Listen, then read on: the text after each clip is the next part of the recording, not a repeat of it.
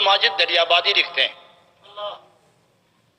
وہ جانتے ہیں کہ ان کی حیثیت کیا ہے، وہ ہیں کون، میں مجھے کچھ نہیں کہنا۔ وہ اپنی کتاب میں لکھتے ہیں تذکرے میں کہ میں اپنے شیخ مولانا اشرف علی تھانوی، وہ لکھتے ہیں میں اپنے شیخ مولانا اشرف علی تھانوی اور دیگر چند بزرگ علماء ذی شان کی معیت میں جناب مجدد سرہندی کے حضور حاضری کے لیے روانہ ہوئے۔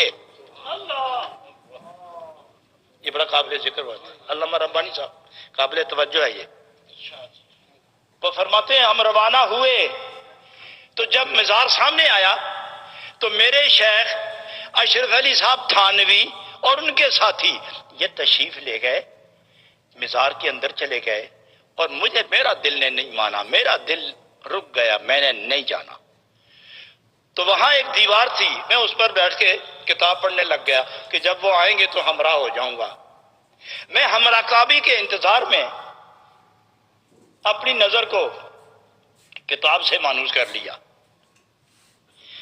تھوڑی دیر ہوئی تو میں دیکھتا ہوں کہ ایک شخص آیا، بڑا لمبا دراز قد، بڑا چوڑا سینہ، خوبصورت سفید لباس، زرق برق سفید لباس، نورانی دستار، بڑی داڑھی، بڑا چہرہ، بہت خوبصورت انسان، ہاتھ میں عصا لیے ہوئے، بڑے تمطراق و تنتنے سے، بڑے وقار و رعب سے، ہر قدم پر جیسے کہ نور برس رہا ہو، وہ میری طرف آ رہے ہیں۔ تو جو وہ قریب آ رہے تھے میرے دل پر ہیبت طاری ہو رہی تھی، ہیبت طاری ہو رہی تھی۔ تو جب وہ قریب آئے تو میں تو جانتا نہیں تھا یہ کون ہے، تو میں کھڑا ہو گیا تو میں نے فوراً پوچھ لیا حضرت آپ کون ہیں؟ فرمایا تیرے ساتھی تو میرے پاس اندر آئے، تم نہیں آ رہے تھے تو میں نے سمجھا میرے مہمان ہو تو چلو تجھے میں خود ہی آ کے مل لیتا ہوں۔ دریابادی گر گئے۔ تو جب واپس یہ حضرات آئے تو انہیں پکڑ کے اٹھا رہے، تجھے کیا ہو گیا؟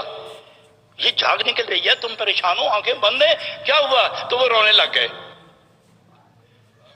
زارو قطار رونے لگے، مجھے اندر لے چلو۔ ارے کہاں لے چلیں؟ اندر لے چلو۔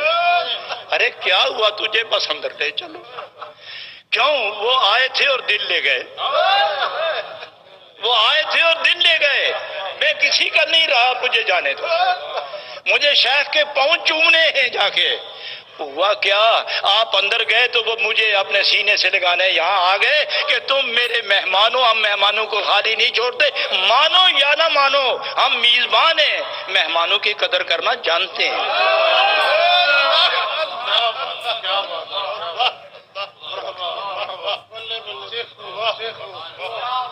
یہ ہے بہت خوبصورت جہت ہے کہ یہی تو وہ لوگ ہیں کہ جو زمین کے اوپر رہیں تو مر جائے بہاریں، اور زمین کے 4 فٹ 3 فٹ 2 فٹ نیچے چلے جائیں تو بھی وجہ سکون و قرار ہے۔ یہ بہار بدامہ،